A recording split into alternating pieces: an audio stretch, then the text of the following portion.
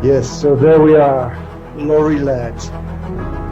Wow, Lorie, I knew you have a lot of fans in the Netherlands, but when I announced this interview last Tuesday, we're recording it today, and I mean, people just went berserk. It went crazy. Thousands of reactions and of people getting excited and questions. I said, okay, do you have any questions for Lorie? I think I have 2 hours of questions. I don't know how we're going to do that in 1 hour interview, but it's amazing. And you've been doing this for quite a while, but in the last 2 years or so, you became this global phenomenon. And of course, we'd like to know here in the Holland and Belgium. We're very excited to know who's Lorie Ladd. Where you come from? Well, where did I come from? Where did we all come from? Yeah, it's interesting. So I started doing this work that I'm doing now 6 years ago, but I've known since about the age of 12 that this is the work I was going to be doing. I just didn't know that this was the work until 6 years ago when I finally committed to it. And it really wasn't until 2020 when my guides knocked on my shoulder and said, hey, you know this COVID thing that people are talking about? And I was like, yeah, I'm not going there. They're like, yeah, you are. Oh, welcome to your mission. yeah. And it was interesting because I was teaching about all of the beautiful higher dimensional stuff and never going into the darkness of the collective shadow. And when they said you're going in, that's really when my mission became obvious. Because I knew at 12, I had a knowingness. I was told that you're going to be helping with the ascension. Oh, yeah. But I thought back in 1989 that was going to be like assisting people literally like off the planet. Like we were going to have to leave the planet. Yeah. And 2020 came around. It was like, oh, I'm doing this on the planet. We're actually doing this. We're not going anywhere. And so that's really when it started exploding, my messages, my work, and I really went into pocket, and it was like, let's go, let's do this. I'm ready. Did you get that sense of, oh my God, this is where I came for? Yes. Yeah. Yeah. It was like, oh, this is it. This is why I'm here. Yeah. It's a beautiful feeling to know that I'm actually doing exactly what I came to do. And I think about my life. I'm 46 now, right? So I didn't start until I was 40. And so I think about my life, the first 40 years of my life, and the probability of me being here right now, like all the different turns and relationships and career choices and college and all that stuff, right? And somehow I was still able to get here. It's just fascinating to see how the human journey works. Isn't it? Yeah, it is. And what just in a few sentences, what did you do before? Oh my God, what didn't I do? I was right before I started doing this work, I worked in private equity as an executive assistant. Oh wow. Yeah, for about, I don't know, almost 10 years. And before that, I was getting my PhD in psychology. So I was writing my dissertation, and I was working with youth at risk. And but the private equity firm was what I was doing in San Francisco. And I finally was like, I was on a ferry. I would take a ferry from where I lived over to the city, San Francisco. And I remember one morning I was on the ferry and I was like, I'm done. I'm committing to my work. and I took a trip up to Mount Shasta for the weekend, Yes. and I hiked up this mountain. And I remember the day I was like, I stood there and just literally screamed to the universe, I will do everything and anything that you require of me in order to do my work. Yes. And so I committed, and I followed every moment of guidance, every turn, every move here, everything that I heard from guidance, I did. Yes. And Wow. that's how I And you started, because Manchester is what an amazing place to start off. And you started channeling, right? The telos, it's below there. You started that was your thing in the beginning. It's you're doing different things now. But can you share a bit about the channeling and the ascended masters? And I mean, oh my God, you channeled about everywhere you can channel. You channeled.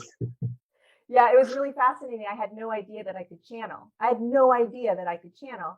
And I knew what telos was because in 1995, I think I was like 20, 21. I went to a retreat in Mount Shasta, and this woman she took us into a journey where we went into telos etherically, right? Wow. Yeah. And I sat with Master Katumi, and I remember sitting there and just bawling. And there was so much information he shared about, this is the beginning of your work. And this was in 1995. I had no idea. But I knew that I felt at home in this interdimensional city inside this mountain. I was like, this feels like home to me. And so when I started committing to my work in 2015, I committed to meditating on the weekends. And quite quickly, I found myself, I naturally had this ability to bilocate, meaning I knew I naturally had this ability to move into another dimensional field, another Yes.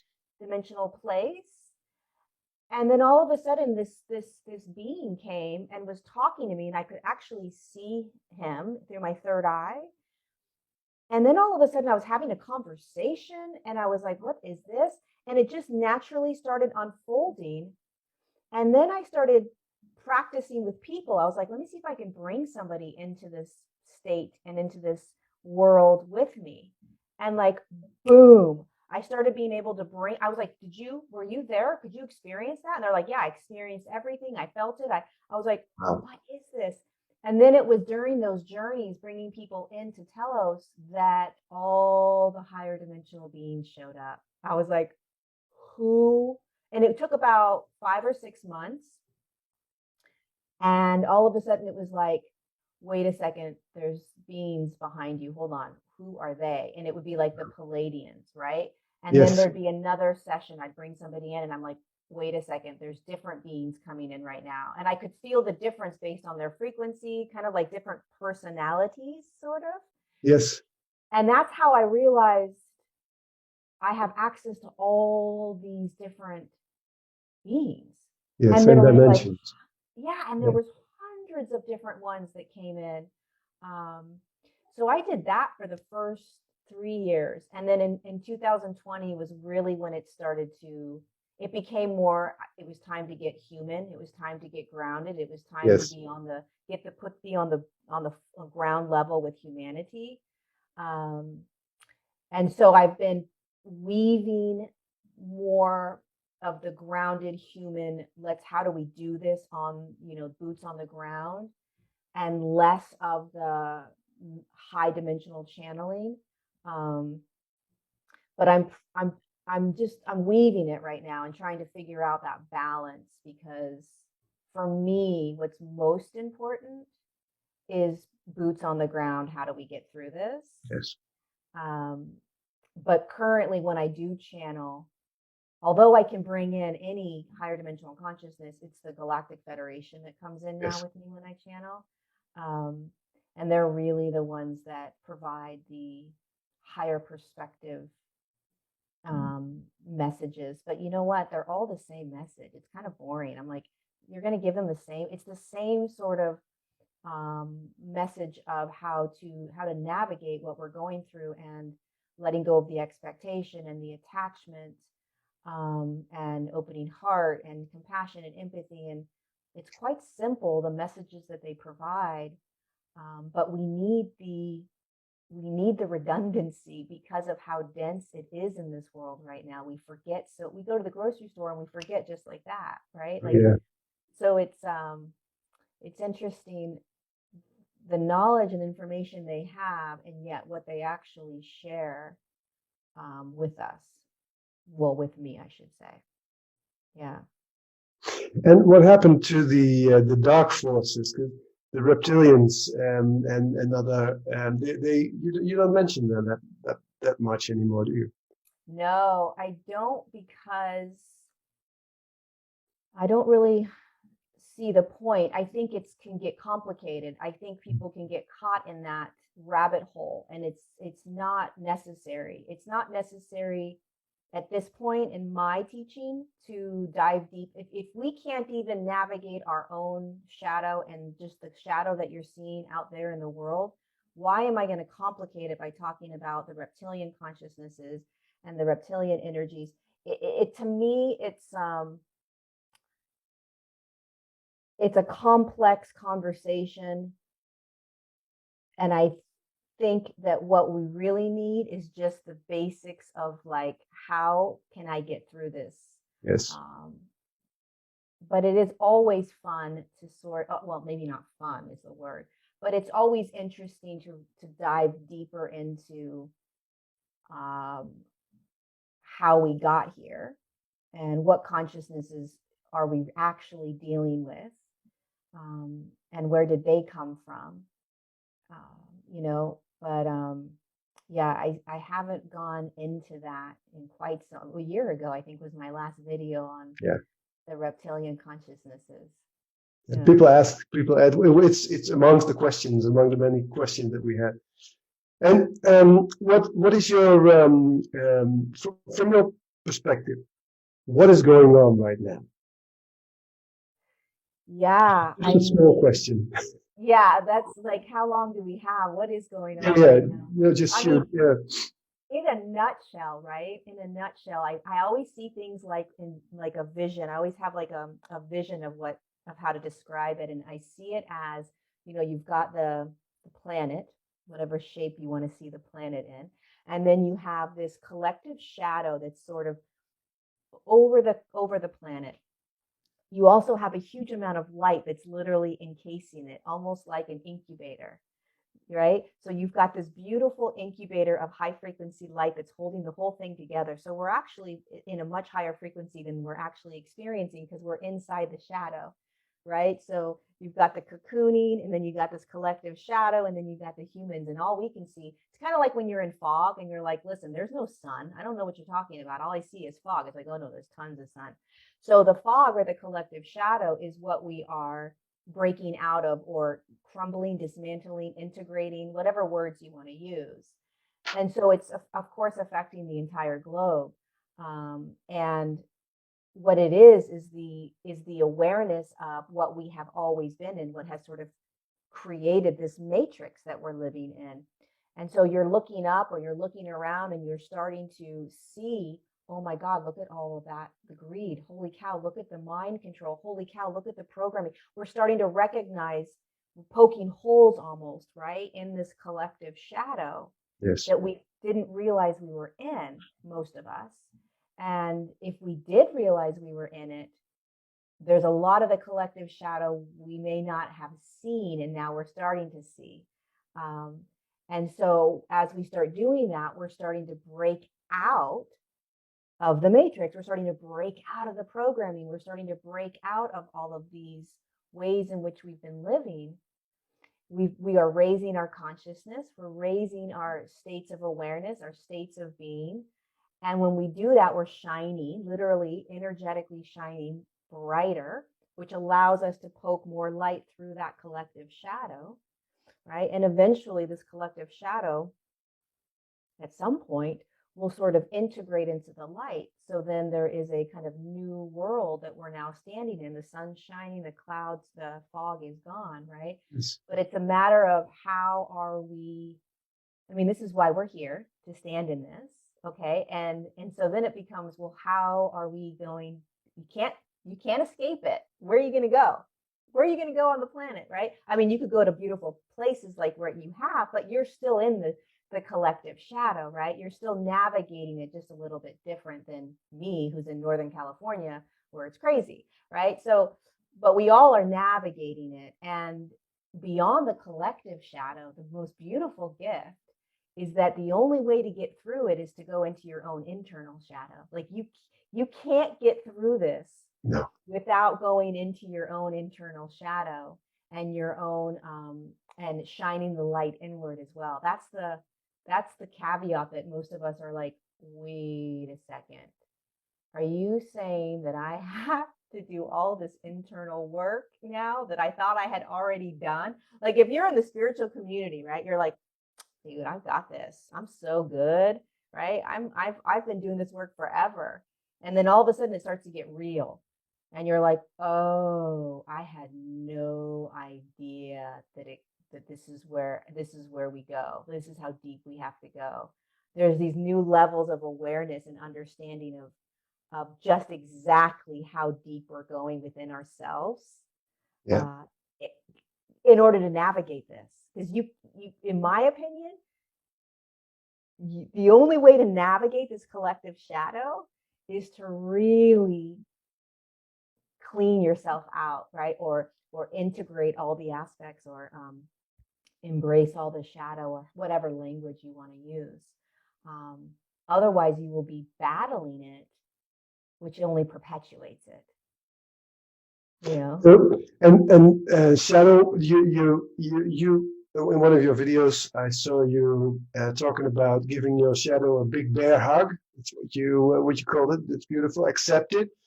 It's coming back, right? It's everyone has old programs that we thought we got rid of. I have them too, and suddenly they reappear, and we were pretty sure we had them covered, and suddenly they reappear again. And then we realized that's what's going on now. Everything that hasn't been truly cleared or accepted or dissolved, it just simply was out of sight, and now it's coming back. And how do you do shadow work? What do you recommend to people? I mean, I never go searching for it. I know that it's going to find me. That's the first thing. Oh yeah, it does. Yeah. Right? Like I won't.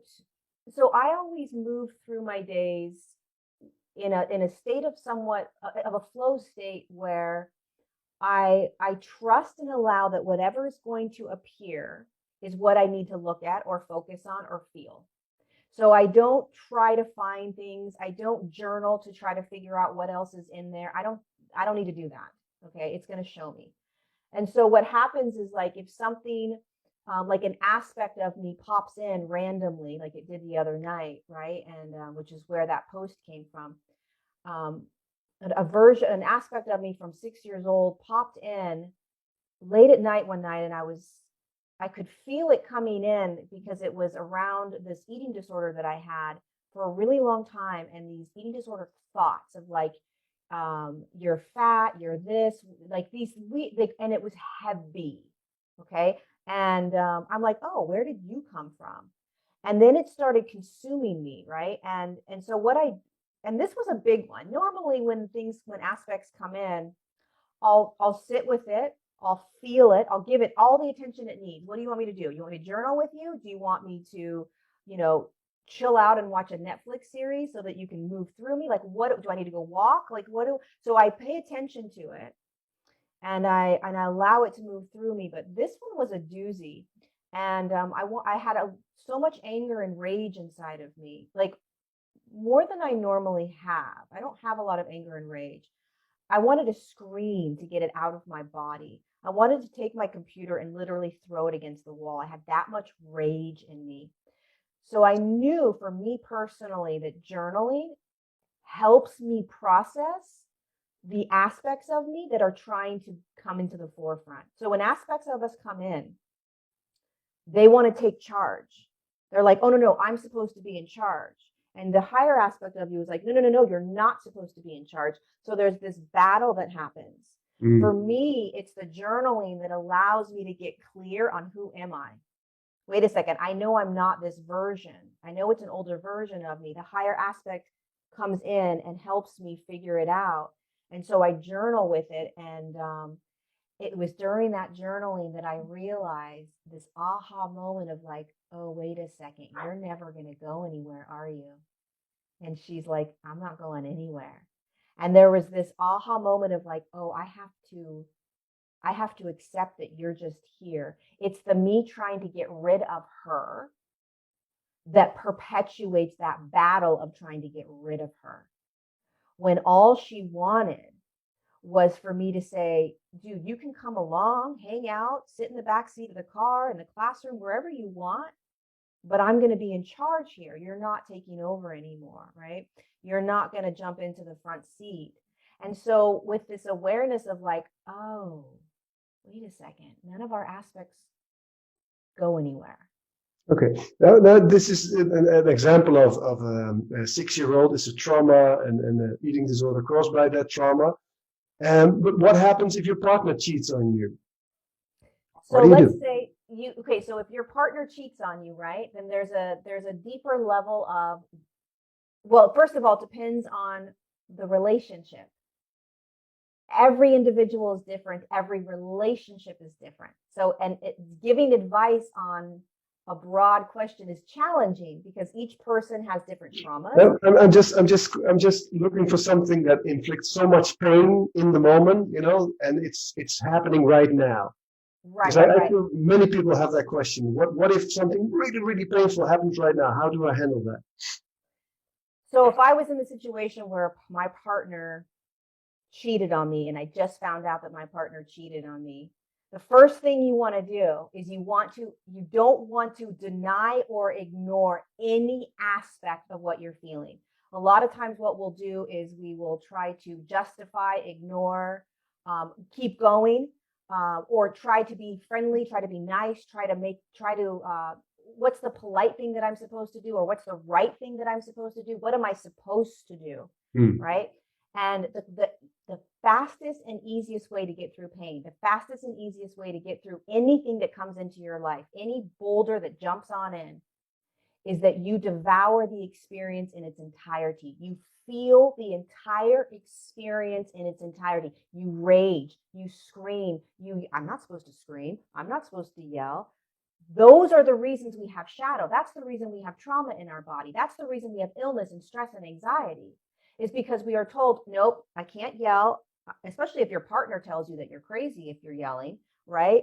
Your partner tells you that you're crazy because you don't know how to handle things. You don't know how to handle your emotions. What the heck does handle my emotions even mean? Emotions aren't meant to be handled. They're meant to be felt, right? They're not meant to be controlled.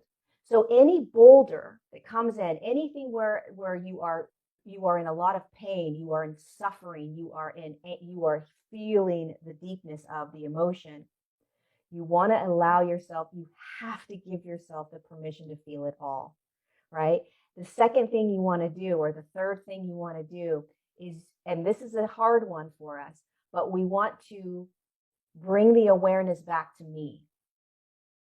Okay? Meaning, this is about me. This isn't about my partner cheating on me. If my partner cheated on me, that's fine. He or she is going to do what they're going to do. This is about what I want, what my choice. Everything that happens to us, every boulder that comes in is strictly for you, regardless of who did it and regardless of why they did it. Let them have their trauma. Let them have their freaking shadows. Give it to them. Let them have it. Yeah. Right? But it's about you taking self-responsibility for how it is that you want to navigate it, or the choices you're going to make. But the key is to devour the feeling. Yeah. So most people, because we are pain avoiding beings, people, right? We don't want to feel that pain. We want to push it away, or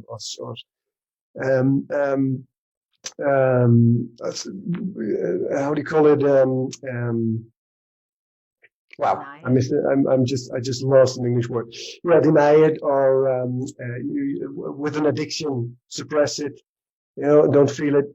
And if something is really, really painful and it just bursts out of your chest and your belly, and what you're saying now is you just undergo the whole process and just rage and scream and cry and go, yeah, I love it, because that's exactly how I feel about it. It's up to you. You either tear the Band-Aid off now in one quick, right? Yeah. And let that pain start to kind of move through you, or you just take the little Band-Aid off in like 1700 hours, where it's like, this is going to take a lot of, this is going to take time, right? Yes. It's still going to take time. You're still going to process the pain.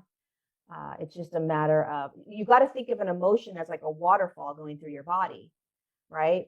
And as the pain starts to move through your body, whether it's sadness or anger or rage, if you just give everything to the moment of it moving through the body, if you just give yourself the moment of expressing and experiencing all of it, it dissolves so much faster than we realize, because we're not used to doing that. How do you feel about, for example, childhood trauma? We here, in my center here, our center, we do a lot of trauma healing, and we allow people to go through it again, to scream it out this time, and then just ask source energy to come through and take whatever is still there and whatever feeds on it, to dissolve that. So the trauma is being expressed, and you can continue alive. And for example, a small child, an inner child piece, can grow up, can heal, can still be there, but now happy. How do you feel about that? Yeah, I mean, I think it's all about integrating every little child that we have, right? I don't think there's just one little child in us, No, right? many. Yeah, so it's really about integrating them and saying,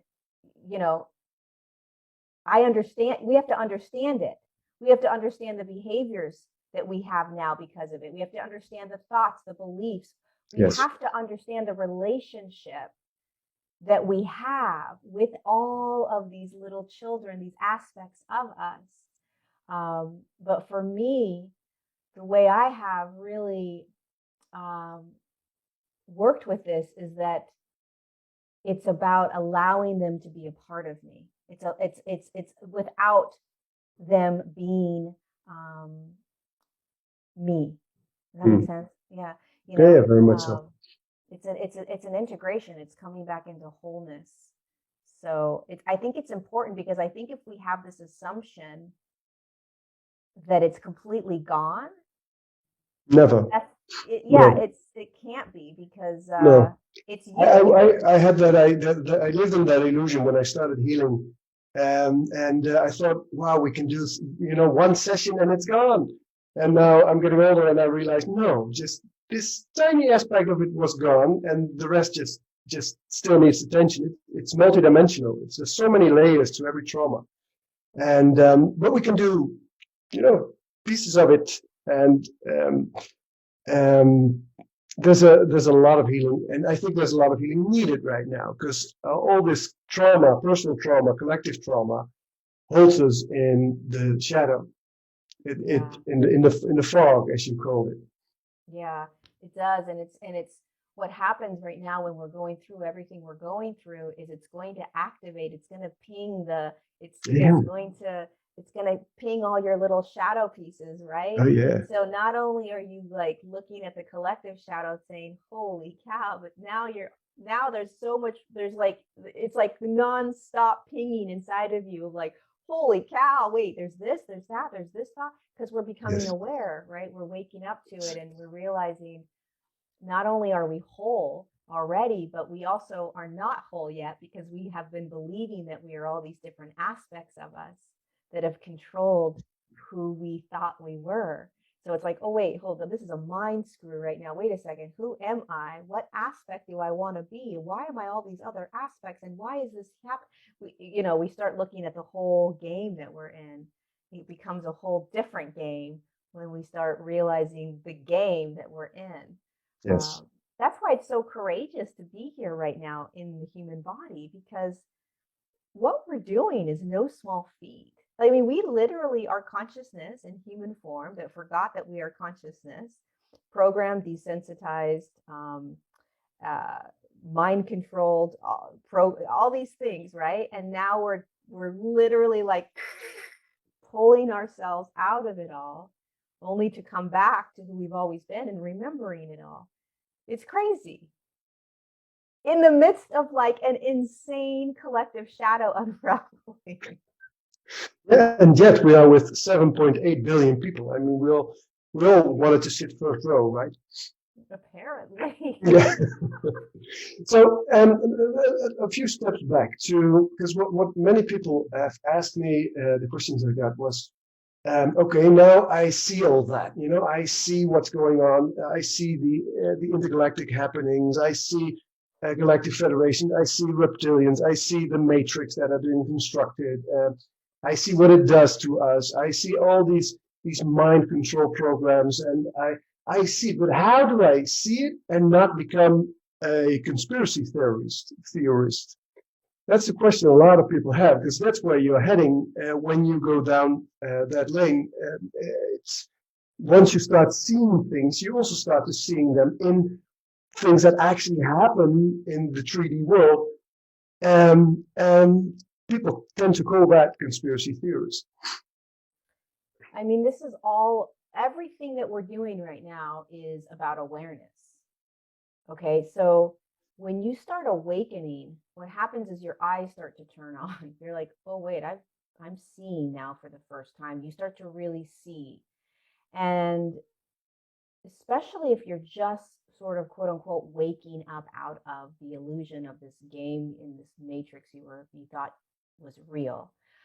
You can go down rabbit holes, right? You can get caught in like, oh my God, this is going on and this is going on. And wait a second, there's this. And like, you could go down all kinds of different rabbit holes. And you could do that for hours and days and whatever. But what's important to understand is for me, all those rabbit holes, it brings awareness, perhaps, okay?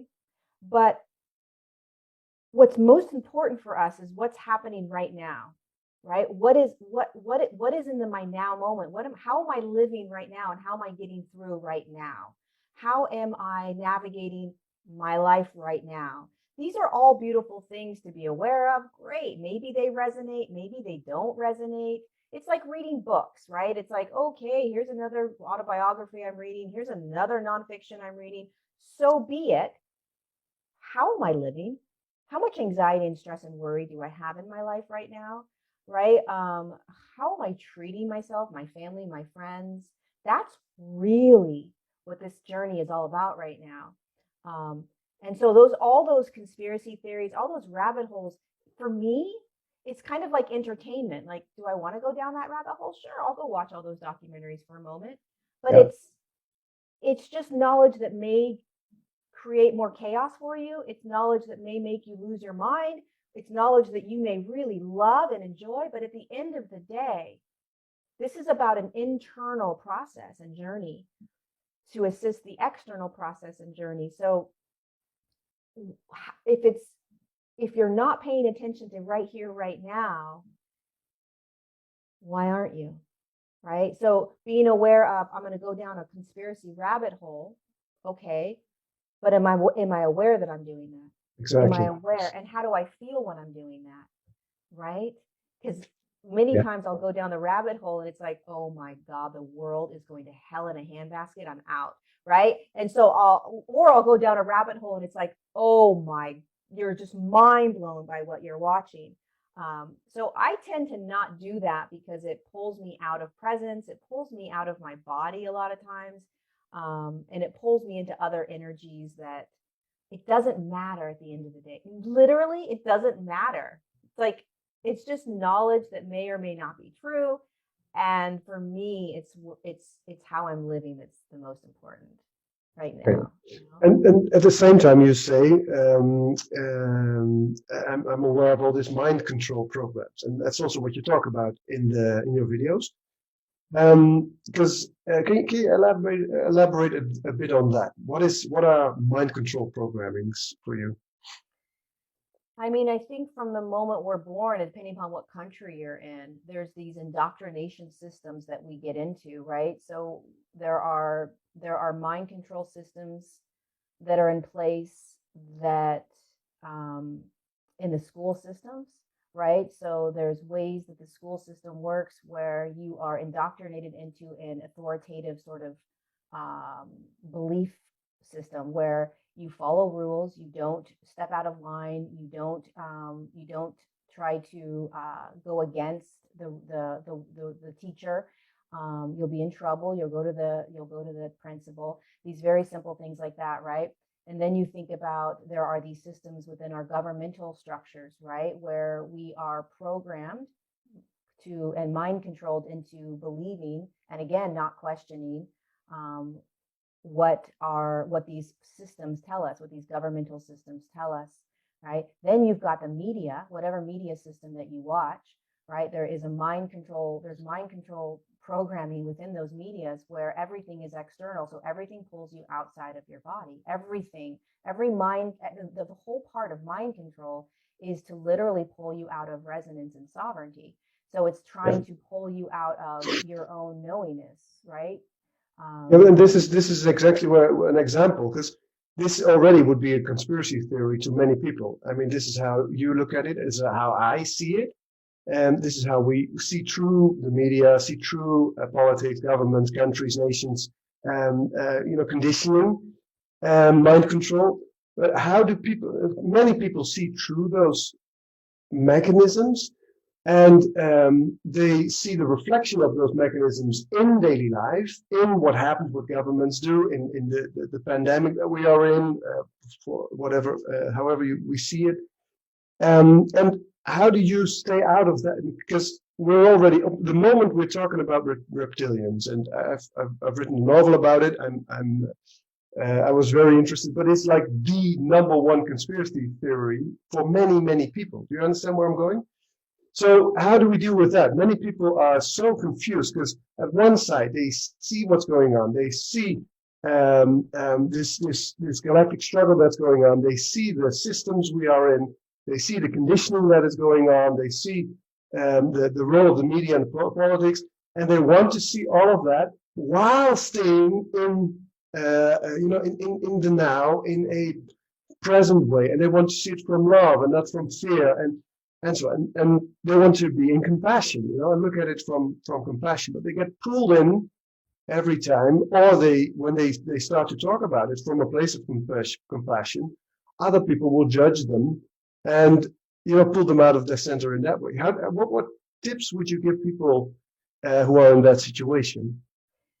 So people that are aware of what's happening, they're aware of all of it, and they are then getting pulled back into it. Well, they see it, but they don't want to. They don't want to go into fear in any way, and they don't want to share fear. They just want. They see it, they want to talk about it with other people, they maybe want to post it on Facebook, but they don't want to increase any kind of polarity, any kind of fear programming. That's why I want to. Welcome to my world. That's what I do every day, right? So it's interesting because I did a video yesterday. I didn't post it. I only posted it on YouTube because it was a little fiery, and I just didn't post it. It's on YouTube though. So a lot of people will say to me, you're perpetuating fear. You're perpetuating fear, because what am I talking about? I'm talking about what we're in. I'm talking about we are mind controlled. And whether you want to see that or not, there will be an opportunity for those that can't see it. There will always be more opportunities. I don't need to change anyone's mind. I don't. And I don't try to change people's mind. I don't try to make anybody see anything they can't see, ever.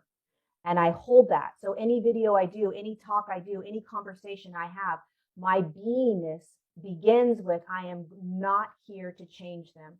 I'm not here to convince them, because I know the universe is going to do that with the next thing that drops. They will always have opportunities.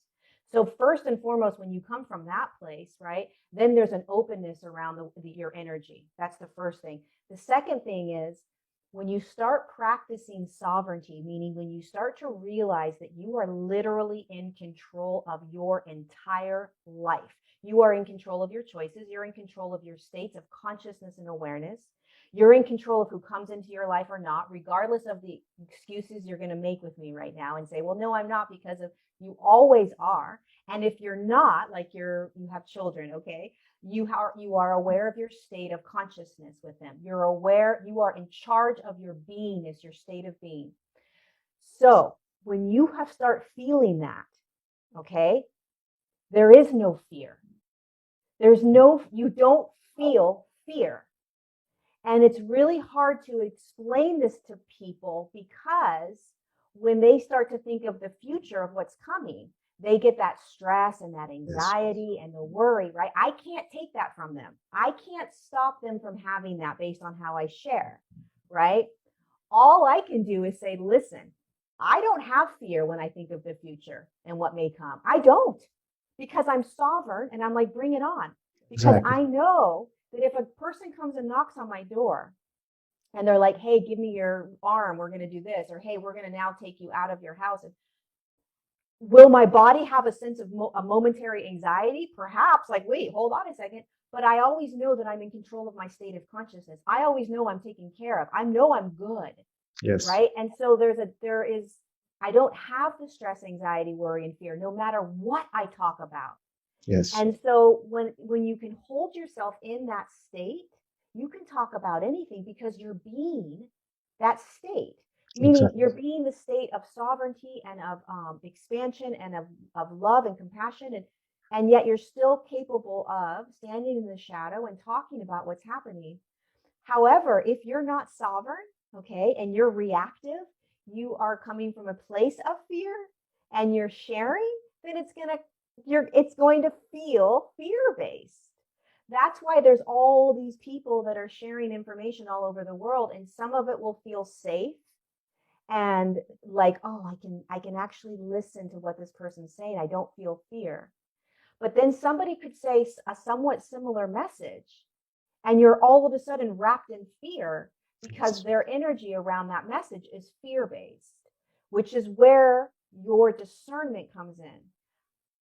How am I feeling? Am I choosing to continue to listen to this person? Is this creating fear? Am I allowing myself to move into fear? Because no one's doing anything to us, right? If I'm feeling fear with this individual, why am I continuing to play in it? If somebody comes at me and says, I can't believe you're saying this. Don't you understand this? Don't you understand you're doing that? Literally, I'm like, that's their experience. Namaste. Like, go and have it doesn't impact me because No. And I'm really happy you say it in this way, because it's a big problem for many people who see what's going on and they want to share about it. And it's really difficult to explain to other people, yes, you can be very happy. You can have a wonderful life, even though all of this is going on in the world. You can be in peace. Nothing's going to harm you. You can live in abundance. You can live in love. You can have fun. And at the same time, you can be aware of this collective shadow that we are in. At the same time, you can do your own inner shadow work and just have fun, and just share the popcorn, I like to say. And that's exactly how you are in it. And I hope that many of the people because I know that many of the people in our community are struggling with it. Because they see things, they just want to share it. Look, this is happening. And they get all of this judgment and all of this fear-based reactions all over them. And I think you are a beautiful example of how you can stay in that sovereignty and how you can have a wonderful life. And at the same time, I mean, you're talking about everything that's going on like every day in videos. And I hope this is this gives hope to people, to all those people who are struggling, and there is a way to deal with it, because it doesn't happen what's going on around you. It doesn't happen what comes to you. The only thing that really matters is how you handle it. Exactly. It's how you be in this, and we're not designed. Especially in the spiritual community. God forbid we should be in a shadow world where we're talking about this stuff, right? We don't like it, but this is what this is all about. The human journey. It is all of it. It's the multidimensionality of it. And how you want to be a master in this world?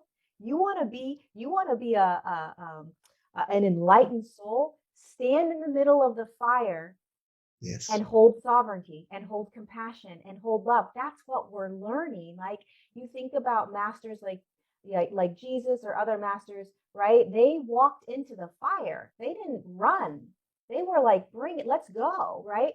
So that's what we're training for. We're training to be able to do exactly what you said, which is like have fun and have an abundant life and have joy and find laughter and peace while you are literally navigating the most chaotic, what WTF time of your life, depending upon what country you're in. So it's about understanding how to master your state of being, Yes. and that you are the only one that can do that. Yes.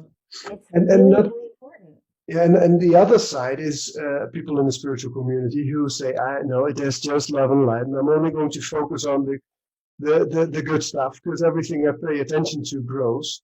And we also, I think it's also important that we give the message of how important shadow work actually is. And when you are directing consciousness to a certain, it can be inner shadow, outer shadow, it doesn't matter. When you're directing consciousness at it, you're directing a light towards it, and it dissolves. And I always like to say, yes, in 3D, whatever you pay attention to grows, maybe even in 4D. But when we go 5D plus, and I know these dimensions, just the mental, but people understand what we are talking about. When we get 5D plus, what we pay attention to doesn't grow, it transmutes, because it's love that we send and light that we send. But we have to be fearless in a way. I have a sword here, let me show you. I have this here to remind me of being fearless. I love it. Is it Not a real? diamond. That's a real sword. Yeah. I live in Cassa. Do you know the Cassars? The region here in the south of France where we live. There's a lot of castles here. You can find a lot of stuff like that. I'm not a weapon kind of guy, but I do remember. It reminds me of being courageous and but let's go back to shadow work versus there's only love and light, because you have a strong opinion on that. Do I ever? And I've lost a lot of community members on this one. I don't care, we are born into shadow. Welcome to the human journey. We all have trauma. Welcome to the human journey. We all have programming. Welcome to the human journey. There's nothing bad about it. And the only way back into wholeness, or the only way to, when you evolve, okay, people are not going to like this perhaps, but the evolution in your human consciousness, meaning your physical form shifting into higher dimensional states, it is impossible. Yes. Without clearing out, integrating, assimilating, dissolving the shadow, which is part of the light in a lower frequency. And so if you try to ignore, deny, pretend, bypass all of that, you're trying to, what's the word I want to, you're trying to make up your own rules of how the natural process of evolution works. You're not going to be able to do that. So what happens is you are efforting a lot to stay in higher frequencies. When your body is saying, sweetheart, you are efforting so much because there is density within you that you are denying and you don't want to see. So you're trying to keep yourself in a high frequency all the time, right? One of the biggest questions I get is, how do I stay in a high frequency? Stop trying to be in a high frequency, right? If you and I were to talk right now, right? And we talk about our life, right? You and I know that we're always in a high frequency. There may be days where we feel a lower state of consciousness of some sort that we're processing or experiencing or feeling, but we don't say to ourselves, oh, shoot, I'm not in a high frequency. Oh my God, how do I shift? How do I move into a high frequency, right? You're always in a high frequency. You're just experiencing other frequencies within your body that are like, hey, pay attention to me so that I can integrate and move through and pass and blah, blah, blah, whatever. But it's this idea that we have to move ourselves. We always are trying to move ourselves into a high frequency, which is ego, right? It's an egoic aspect of us that's like, I've got to be in that high frequency. Yes. When really your body's like, hey, can you just sit in this depressed, low state that you may be feeling right now that's all about unworthiness or whatever that is. And then if you could just give that to yourself and not say, oh, I'm not evolving, I'm not ascending, I'm in a low state. That's the problem. We're judging. Oh my God, I'm not in a high frequency. I'm not this, I'm not that. It's like, yes, welcome to the human journey. Yes. Like, Yes. welcome. Yes. Yeah, and thank you for saying all this, because this is exactly what I hoped you would say in this interview, because this is so important for people, both sides. If you see, don't be afraid to talk about what you see, as long as you do it from the place of love and compassion and sovereignty, and don't try to go into the spiritual bypass of not feeling the lower frequencies in your body. And because I always like to refer to us as a temporal, multidimensional expression of source in a human body.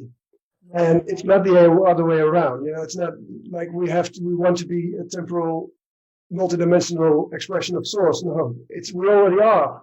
And we have this experience in this body. And let's take all of the experience. It's beautiful to be a human being, even in the midst of whatever's going on in the world.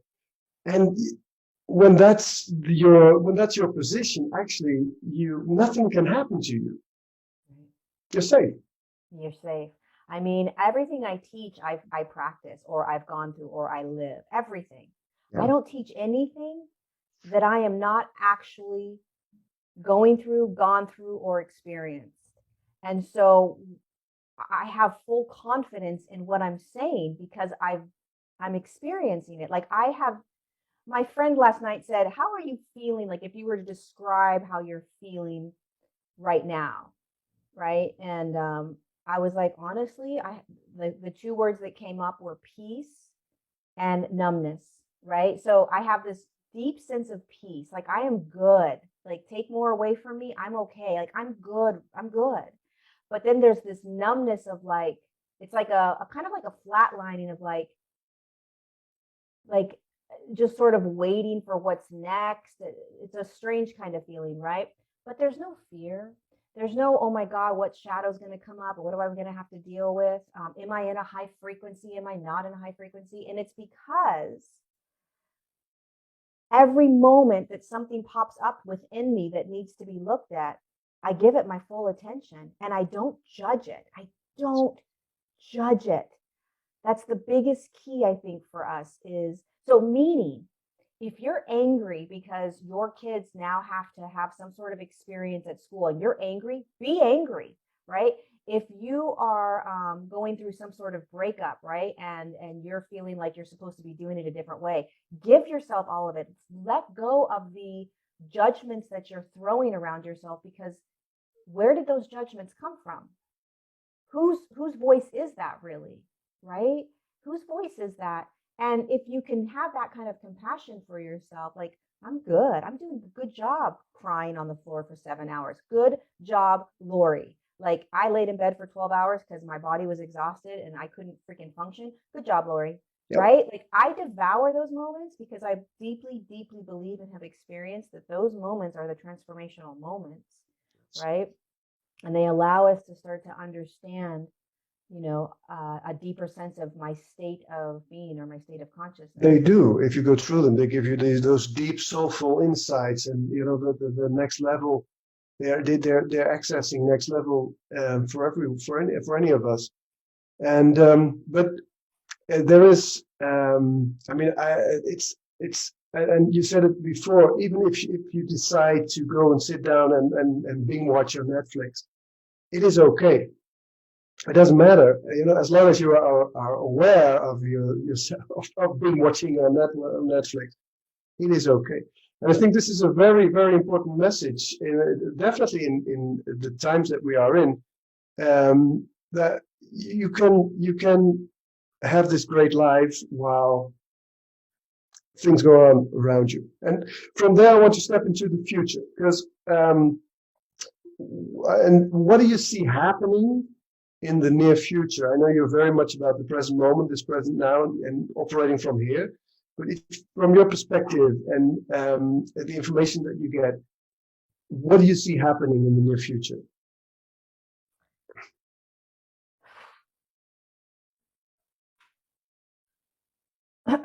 Well, I'll share a little piece that came in yesterday that my guide showed me, and I was like, oh Lord, really? So this collective shadow, first of all, it's all up to us. So it's all up to how we navigate this, right, with free will. Meaning, how long is it going to take us to step out of the shadow? So what does it mean to step out of the shadow? It means to choose how you want to be every day. Am I playing in fear? Am I playing in manipulation? Am I being programmed? Am I being controlled? Like, we have to be able to start choosing. And when you start choosing, you can pull yourself out. And when we start pulling ourselves out, the shadow dissolves. So it's really about us and how long it's going to take us to do this, right? But what my guides were saying yesterday, they were like, so this is going to take a little bit longer than normal. And I'm like, what are you talking about? And they're like, well, there's a lot of opportunities that humanity has had in the last 18 months, timeline wise, that they could have jumped. So if you think energetically, right? If on an energetic level, so every choice is energetic. Everything that you do is energetic. So a choice, a behavior, a belief, a thought, all of this is energetic. So they were showing me that there were many opportunities that humanity could have energetically jumped up a sort of timeline where it would have sped up or dissolved a little bit more of the shadow faster. And they said, we keep missing the mark.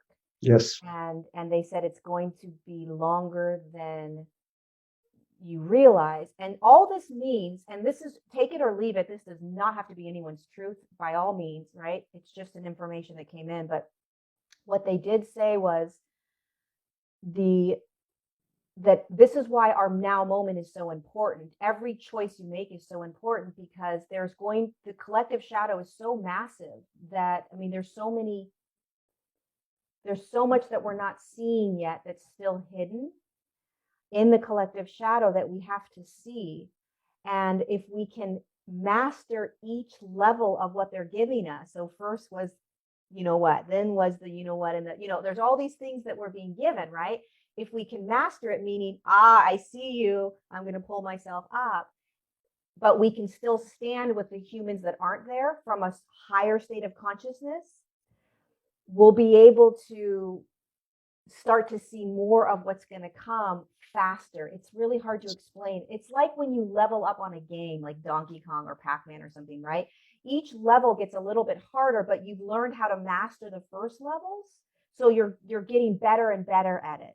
Yes. Does that make sense? Yes. So when more of the shadow starts to unravel, we'll be more prepared. But for whatever reason, humanity is having a hard time right now efforting their way through this. And when I say efforting, I mean it takes a lot of effort to stay awake. It takes a lot of effort to stay firm in your belief. It takes a lot of effort to stay firm in your truth. It takes a lot of effort to hold your sovereignty. In these countries right now, my heart goes out to these humans that have agreed to be in these really intense countries because they're the most courageous of all of us. I am nowhere near as courageous as somebody that is in these countries where there's massive lockdowns because my sovereignty isn't tested in the same way theirs is. And so I can't ever say to somebody, this is what you should or shouldn't do. I would never say that because I'm not in their shoes. I don't know what that's like. But this is about literally remembering that this isn't going to necessarily be easy. Like, it's just not. And yet it is, right? But it also isn't. And it takes effort. We have to do this. Do you know what I mean? Like, we have to do this thing. And I think that's what we're realizing. Like, oh, this isn't quieting. This isn't going away. And so we're in this long marathon, and there's just going to be more that's going to drop. And it's really, the key for everybody to really realize is if you're in a, especially if you're in a country where it's really getting intense, speaking your truth is important, and standing in your sovereignty is important, and doing what is best for you is important. But if you get caught up in trying to change people, if you get caught up in realizing how how others are doing it not your way, if you get caught up in that, you are literally going to be perpetuating that which you're trying to get out of. Meaning, Yes. why are they still doing this? Why are they still doing this? I can't believe they're still doing this. I can't, and which we all say. I mean, I say it every day. I'm like, are you seriously still doing that? But if I get caught up in that, it's going to bring me down. Yeah. So I have to remember that they're going to have another opportunity. They're going to have another opportunity. It's all good. It's all good. Like, how am I holding myself? Because this is a marathon that we have just started. Yes. And it's an Are we going to see the end of it? We're about the same age. Are we going to see the end of it? God, that's such a good question. I don't know. What do you think? Your answer is as good as mine. I have information that my kids are going to see the end of it. Yeah, I think that you're probably right. But it depends on the timeline, and it depends on exactly what you said, the opportunities we get to shift timeline, and if we are going to take those opportunities or not. And one of the things is for all those conscious people. I mean, before we started the interview, we talked about the masks, and you told me about not wearing a mask in the shop and how, and many of us do wear those masks because and I have to say, in some situations, definitely here in France, in the Netherlands, it's a different story. I also wear it because some situations, it's just, you're in the car, you get out of the car, you want to get your stuff done or your gas paid, and you don't want any trouble. And in other situations, you go into the shop and you think, okay, I'm not doing it, and see what comes up and see what happens. But I think many of us are not doing it at all. And they always choose to wear a mask or comply to whatever is laid upon them. Is there a role for us, in your opinion? Should we stay out of all those rules and control mechanisms, or won't it help? How do you feel about that? I mean, everybody has their own way of doing this. Some people are like so against wearing the masks. If you're in a state where you have to wear the mask, they're so against it that it's like, how could you possibly put a mask on? I've never been. I wear a mask. If I go in to get my Starbucks, I'm wearing a mask. I go into the grocery store, I'm wearing a mask. If I go into, I live in an area of California where most of the places you have to wear a mask. I'm good. I know my sovereignty. I'm choosing. I'm not a victim to these rules. I'm not a victim to this. If I want something and I got to put the mask on, I'm going to put the damn mask on. Big deal, right? There has to be like, each of us are going to have our own sort of like, absolutely not, I will not go there. That's my line, right? Yes. That's the line I'm going to draw. And we all get to have that line. Who am I to tell other people, right? Lots of people want to tell me as a teacher, well, if you're speaking about this, then you shouldn't be wearing that, and it's like, okay, well, how about you stay in your lane and I'm going to stay in my lane. Namaste. Let's have a good journey. Good luck. Right. But what I did find fascinating was, because I understand the psychology of those that are in fear of this. So there are moments where I know that in wearing the mask, the people are like, thank you so much, whatever, right? But recently, I started not wearing the mask in my grocery store, and I was telling you this, and holding myself in a lot of just sort of like, yeah, this is just what you do, like, and everybody was doing their own thing, and most people were wearing masks, but nobody said anything. Not even the cash register people, right? The checkout people, the people bagging no one said anything. And this is a very strict, I'm talking, you can't even put when you put your credit card in, you can't use your fingers to enter the numbers, you have to use a little pin thing that they clean each time. That's the grocery store I'm talking about. Okay. And I just am like, I'm starting to walk in there and I'm like, wait a second, is this how it's going to be, where you start to choose, you start to play around with like, am I in a different frequency? Like, what's happening here, you know? But I do know that a lot of places in the world, a lot of your audiences listening to this are probably in places where that's just not possible, right? Meaning you know, the rules are pretty strict, I think, in a lot of countries right now. So you just have to, it's up to you. Do you want to fight? Do you want to battle? Do you want to have that anger and aggression and you're not going to tell me what to do and I'm going to go in no matter what? Do you want to just, everybody has their own way and choice. Yeah, that's true. You know? I believe that if it depends on the frequency you're in, when you're in the mood you're in. Because once you are in a high enough frequency, people won't even notice you when you are walking around without a mask or when you're passing controls without anything to check. And we had a lot of experience with that. But what I'm looking for is how can we, are there ways for us to help humanity to find those loopholes into those other timelines and speed things up a bit, in your perspective? Loopholes. Loopholes. It's a good question. Are there I mean, of course there's loopholes, but I'm trying to think of like how I got myself here, right? Like how I do this. And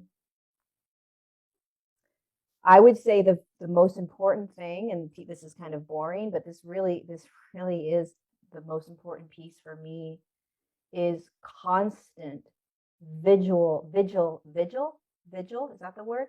Constant, like constant conscious awareness in every moment of how I'm being, how I'm feeling, how I'm interacting, what I feel when I walk into a place.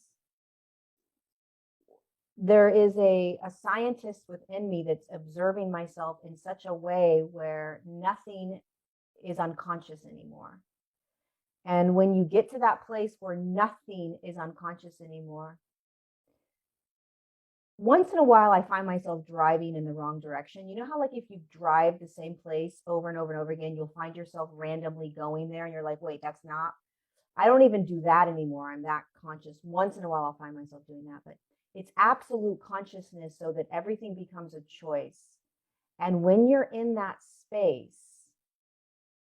there is this trust, there is this flow, there is this, like, it's like you're no longer fighting against how the world works. You're in a state where everything that kind of comes in your own beingness, like anger or sadness or happiness, it's all just is.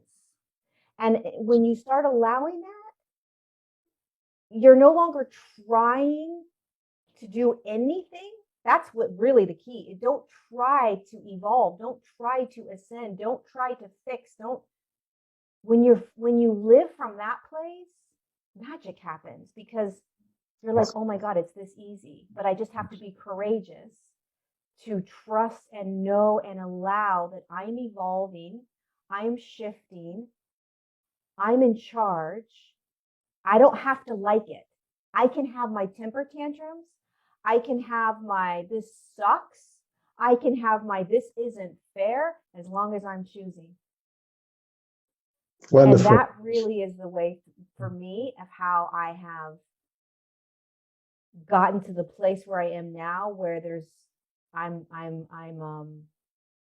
in a state that I've never been in. But I still have my moments of, like, wanting to throw my computer against the wall. Good. You know what I mean? Yeah, good. I know what you mean. Yeah. And wow, those important moments. Okay, let me go to questions. I have a lot of questions here, and I already said we're not going to make it in an hour, this interview, but I do want to honor some people and ask their questions. because you have so many fans. Wow. All right.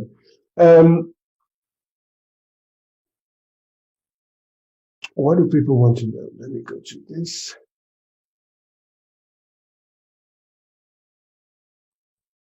Yeah. 286. Questions? Most of them, yeah. Most of them. So, yeah. I thought, let's see what pops up in the moment. And that will be the questions that are most Relevant. this is the most relevant. Thank you very much. There is Simone who's asking, I find it very special, open and sincere. Could you ask her if she's a medium. I think she's a medium. She's a channeler herself. Could you ask her if she knows who her guides are and which galactic beings she's channeling? While you answer the question, I will look for the next question. So are you aware of the, well, you are, because we've seen on your website, you can buy for a very small price channelings with Jesus and Sananda and Mary Magdalene and Lord Lento and Saint Germain. I mean, you are pretty aware of who you are channeling, aren't you? Yeah, I mean, my guides, if I were to say who my guides are, like who I hang out with, like when I sit down and meditate, I hang out with Mary Magdalene and I hang out with Jesus and I hang out with Master Katumi. Those are my three kind of like people that are like, or like, consciousnesses that, but they always change for me, Yes. And Master Katumi, you met it in Talos. He's amazing. Is he? Yeah. Yeah? Yeah. I've never met him. He's amazing. He has the same sort of energy as Jesus, but it's softer. Even. It's softer. You're gonna love this area. Do you know? I live here in the Cathar country, and the Cathars. They were a very spiritual people, totally suppressed by the Catholic Church in like the 1300s, 1400s. I mean, these people were were completely eradicated of the world. But they were descendants of Mary Magdalene, because after the crucifixion, if it ever happens, she landed here in the south of France. So this is Mary Magdalene country. I think for hundreds of years, a gypsy clan has a ceremony once a year where they use this stool, the stool they carry, and there's a doll on it represents the daughter of Mary Magdalene, and they step out of the ocean to honor her arrival here. There's caves here where she lived and meditated in. Yeah, now you have to come here. Now I have to. One of the first. I can bring you to those caves. It's amazing. So one of the first times that I connected with Mary Magdalene, I was doing this meditation, and I bilocated into this cave, and there were these monks in this cave, and it was a circle of monks, Tibetan monks. They look like Tibetan monks, and yes. I was sitting in the middle, and all of a sudden, I saw Mary Magdalene off to the right. And it was one of the very first times that I really started to connect with her. And I asked the monk that was in the middle kind of talking, why is she here? And they said, when she was in human form, we trained her here in these caves. So we trained her. She learned everything that she needed in these caves. And then she used the caves, obviously, through her teachings. Yes. So it was fascinating. This is very interesting information for me as well, because it explains a lot, because the caves here, we go into them in some really deep caves, where you have to crawl through very narrow parts, and because these Katha people, they were like, they're priests and priestess, because men and women they could be. They had the same belief system as the Buddhist belief system and they were actually trained in caves. So they spent 3 to 7 years in a cave in order to achieve mastery. It's amazing. And then they were completely detached and aware and very much like Tibetan monks, very much like, I lived in Asia for a couple of years, very much like Buddhist monk. It's very interesting. Yeah, you should. Yeah, Yeah. yeah. Once, I think you have to take a boat. I would love to come visit. It would be amazing. I would love to go into those caves. Okay, okay. Let's. Yeah, I'll take you there. If you come over here, I promise you, I'll take you into those caves, and it's amazing. We even have a source here where she did her baptism. He baptized people here. It's called Mary Magdalene Source. Yeah. All right. We have somebody calls herself Dragon November. That's interesting. How cool! I've been following her very active since May 2020. Can she say anything about Holland? Oh yeah, I had that question more. Do you have an idea about the Netherlands? Do you have any resonance with the Netherlands or Belgium? Many people are from Belgium. I mean, there's a lot of my energy's over there because people love me over there. My energy's it's very much so. Yeah. If I were to say where my energy is most kind of like where it's sort of circulating, it's Holland, Sweden, Netherlands, that whole area. I don't know why that is. I have no idea. So I don't even, yeah, it's very interesting to me. Ireland as well, but what was the question? What's going on over there? I have no idea. I don't know. See, I can't, every continent or every continent and every country has their own individual kind of collective shadow that they are also individually working out. So It's hard to say how that continent or how that country is going to navigate their own individual collective shadow on top of the humans that are on there with their shadow on top of the entire globe's collective shadow. Yeah. It's a lot. Yes. It's a lot, but yeah. Yeah. You start to really see that when you move to another country. You lived in Vietnam for a couple of years, and then you're out of the collective ego. You simply don't have any connection with the collective ego yet. It changes in the walk of years, but then you're completely free. It's amazing. It just, there's nothing, and you go back, when I go back to home, the systems, they catch me, they try to catch me again. But it's I love not being in my birth country. That's why I love that. Yeah, each country has its own thing that it's working through as well. Yeah. I did go back for 6 years to work through all the shadow stuff that was still in Holland before I moved to France. So I'm not escaping anything, from Asia to here. All right. She also asks, how can I, besides being aware myself and sovereign, how can I best do my light work? That's the best translation, I think. How can I best be of service as a light worker? I love that question. People underestimate what that means, meaning they think that it means like if to do my light work means ... right? It must look like something. It must present like something.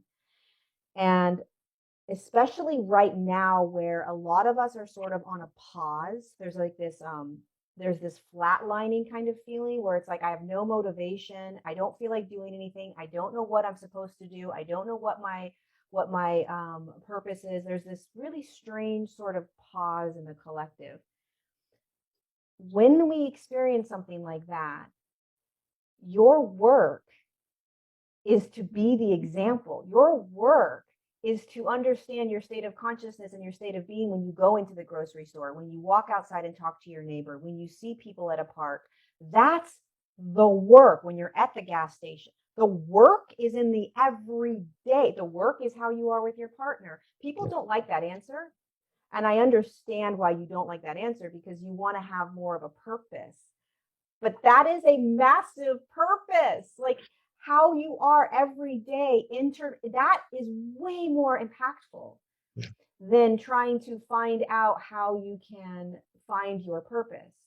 It's like, you want to know why we're not jumping up onto these higher timelines fast enough? Because we're trying to figure out how it works when it works right here, right now. Right? It works right here, right now, not trying to figure something out, not trying to like unravel, navigate, dice. No, right here, right now. How are you? What are you doing? How are you being with people? We don't like that answer. I get it, but that's what we're here to, how to be. That's really it. And, but there is a deeper calling for a lot of people. And I get that deeper calling, but what's happening right now for you? And can you stay there? Because that's really where everything unravels. And at the same time, when I look at you doing your work, you're also sending out your message. You're also talking about what you are, and what you see and what you're aware of. So that is also light work, right? Being just expressing the things that you see from a place of love and sovereignty and compassion and wisdom. And would you say we all should start doing that? If it feels resonant to you, absolutely. Definitely, if you are feeling that urge to start to speak, please start speaking. Yes. Please start speaking. That's why you're here. It doesn't have to look a certain way. It doesn't have to be pretty. It doesn't have to, I'm getting goosebumps all over my body because so many of us, especially in those countries that have been suppressed for so long, especially if you're a woman in some of these countries that have been suppressed for so long, we are taught to be silent. And so you're starting to feel this rumbling of like, oh my God, I have to start to speak. Oh my God, what does this mean? We need your voices more than ever. And we need your voices from a place of empathy and compassion and understanding and love. But what happens is when we first start to speak, we have this sort of like, do I have to be rough? Do I have to fight? Am I gonna have to be aggressive? Right? Can I be soft with my voice? So you have to start to navigate how your voice wants to be heard. Maybe you should give a masterclass on that for people who want to speak, people who want to, on this topic. Because what would happen if, I'm happy to join you in doing that, because I think it would help many people who are afraid of expressing themselves now. Because what would happen if, you find people everywhere just sharing these messages and not being afraid of being, that it would change everything. It would change everything. I mean, again, I have goosebumps over my entire body. It would change everything, because this isn't about fighting anything, right? This is about standing up and being you. And who are you? That's why you're here. What's your light work? You're the light work. What's your voice? What's your knowingness? What's your resonance? What is deep within you that wants to be spoken? Because most people that are awakened to this, they have a knowingness inside of them. They have a voice. They have a strength. And it's time to start practicing getting that out, because that is how we jump these timelines. This is cool. This is really important. Yeah. It's and it's all individual, right? Like, it doesn't have to look a certain way. It doesn't have to sound a certain way. But if you have that inkling of like, start practicing, you'll start to feel yourself like, oh, I really want to say something to this group of people right now, but I'm so afraid of what's going to happen. Say it. Yeah. Just start saying it. Yeah. Start talking. And from your own perspective, you don't have to do it as a teacher. You can just express your heart and say, this is where I am. This is what I see. This is what my process is. This is what I came across. And I actually think you are doing the same, right? Something happens in your life, and the next day you process it, and the next day you make a video about it. That's how you work, right? Information comes in, or daily life, and you share it. I mean, maybe not on your level, but anyone can start sharing where they are and what they are experiencing. Yeah. It's massive, because it has a ripple effect. Yeah. It has a ripple effect. It impacts people even if they're fighting against you. Yeah. They go home with it. Yeah. They plant seeds. Yeah, definitely. Yeah. Cool. All right, let me go to the next question, because I have several questions asking, if you do anything, and I think I know the answer, but if you do anything on visualization, affirmations, do you have any do you have a practice for yourself in those kinds of techniques?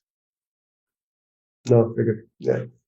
The reason I don't is because I don't. I understand why people do them, but I just stay present with what's here. Yeah. I don't. Yeah. I don't. Mm-mm. You know what? I think I've covered a lot of questions in the talk already, and there's some really good specific questions. Maybe I should ask you to do another talk with me someday soon, so we can go into, because this is, if we go into this, there's a whole field behind that. Let me ask you one more question now, because I think it's a beautiful question to end with, and invite you for. I'd love to have another talk with you someday soon. Yes, I would love it. I would love Cool. it. Yeah. All right. So the last question: how do you look at death? It's here. It's an interesting question. So, I mean, I think that is death is one of the reasons that we are having a hard time getting through this, because the biggest fear that humans have is death. Yes. Afraid of dying. So I have never in my entire life been afraid of dying. Never. It's just innately in me. I don't fear death. I see death as I don't even see it as a end, right? It's a process of moving to another energetic consciousness.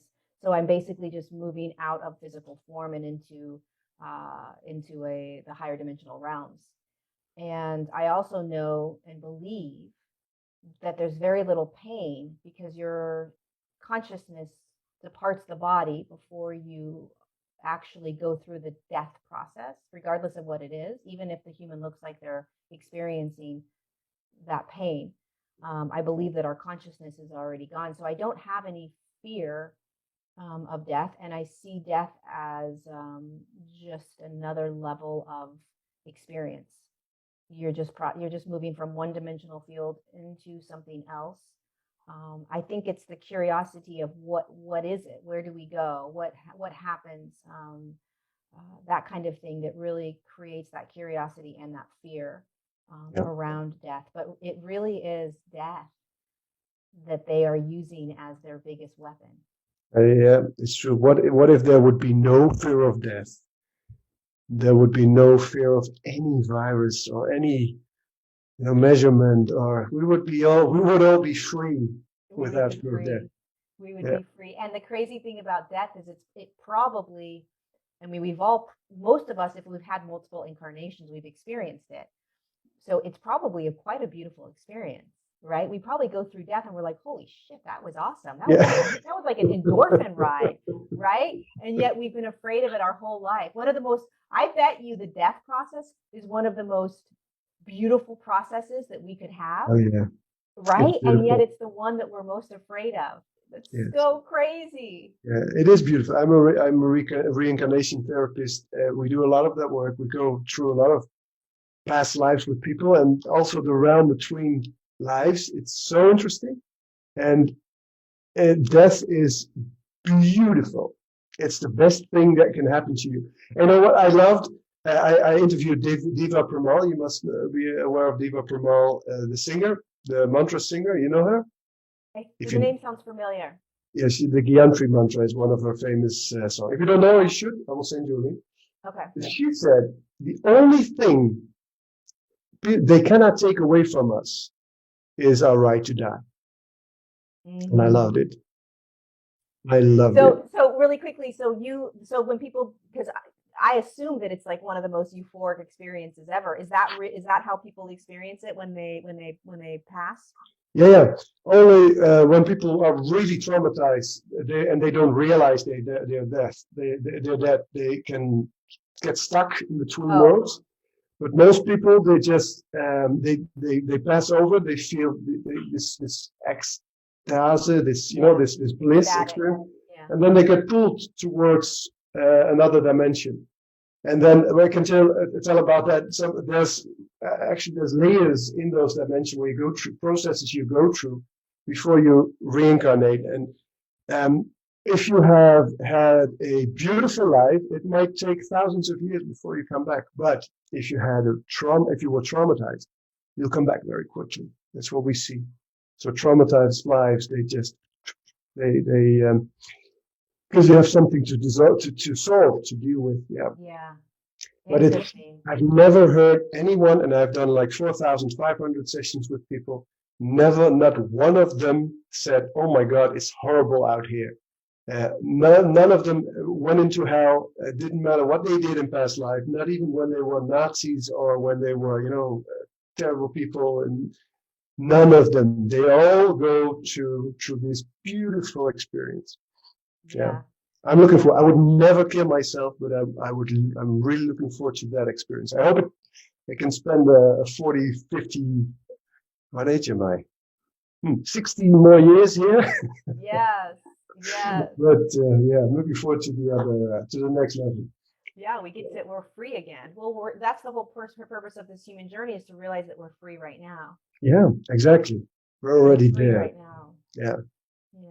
We really are. It's just a matter of learning how to hold that awareness and that state of being in the midst of feeling like you're not. Yeah. Beautiful. I love that ending. We are free right now. We're already free. And it's choice and that's your message. What the key, the core message to me is, every one of us, we are the creators of our own life, of our own reality, of our own destiny. And it's up to what we do in every moment to create that life, as within, as without, to create that life that we experience. And I honor you for that, and I love you for that, because I think your message is very, very important. And also the ruthlessness of not leaving anything, you're not leaving anyone or anything behind. It doesn't matter how painful it is, you just accept it in the now moment, and then you can actually create with it.